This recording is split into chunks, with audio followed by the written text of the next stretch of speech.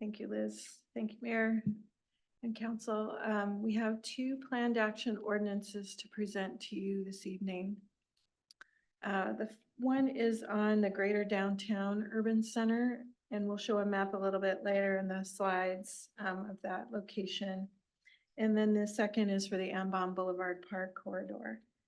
The main idea behind these ordinances is to recognize the environmental work done in the Ambaum Boulevard Park EIS and in the comprehensive plan EIS. And doing that homework ahead streamlines the review process for development that's largely mixed use along those two corridors and in the downtown area. So the process works by defining the area, and we'll show the maps in a little bit, and then conducting the EIS and then adopting some mitigation measures in the ordinances. And then those are applied in addition to the code requirements. And then when an applicant comes in and wants to use the ordinances, the staff just checks that they're meeting both the code and these ordinance mitigation measures, and then they can proceed.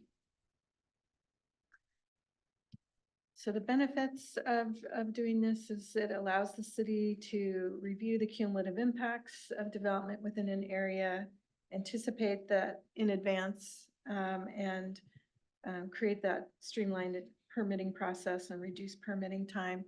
It increases certainty for both the developers who know what the rules are in the ordinance as well as in the code, as well as for the community members in those areas, because there's an ordinance that spells it out, and along with the rest of the code that applies.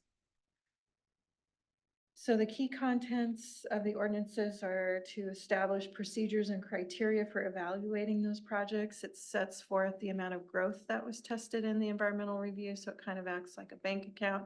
And as people come in and apply, then it's kind of deducted from that amount so that the environmental review stays true to the amount of the development that was evaluated. It also establishes procedures for reviewing transportation or other potential impacts, and the monitoring of those ordinances over time.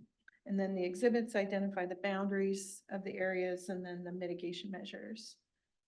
So on the left-hand side of the slide is there's a red line that's where the urban center is, and then there's a blue dashed line that hugs that urban center, and then it goes up First Avenue and grabs some of the area where, for example, Fred Meyer and some of the other nodes, mixed use nodes are on First Avenue. And then it goes just slightly south of the urban center in the Five Corners area. That's the area where on the future land use that had the most intense uses in the downtown area and up First Avenue. And so this would be a permit facilitation tool. And then on the right-hand side is Ambaum corridor on the left and the Boulevard Park area on the right, where again, for its own environmental review, looked at different growth patterns and needs for infrastructure and other mitigation. And so this slide is showing some example mitigation measures from the Ambaum Boulevard Park EIS. So for example, in transportation, in that community plan, it identified some frontage standards to make the areas more walkable and kind of create those connections for pedestrians, bikes, and cars. So development would demonstrate that they've proposed the frontage standards that match what's in the plan. And that could include installing the transit shelters and other kinds of infrastructure for different modes. Then there's some mitigation measures for outdoor space, noise mitigation that was evaluated in the EIS. So if you have an outdoor plaza, that it's located in such a way and designed in such a way that it tries to minimize noise.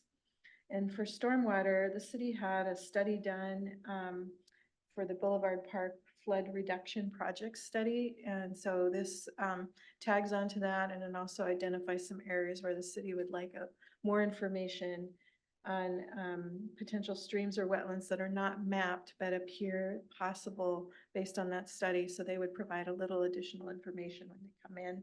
and then the city could condition it as needed. So those are examples from the Ambaum Boulevard Park area. And that concludes our presentation.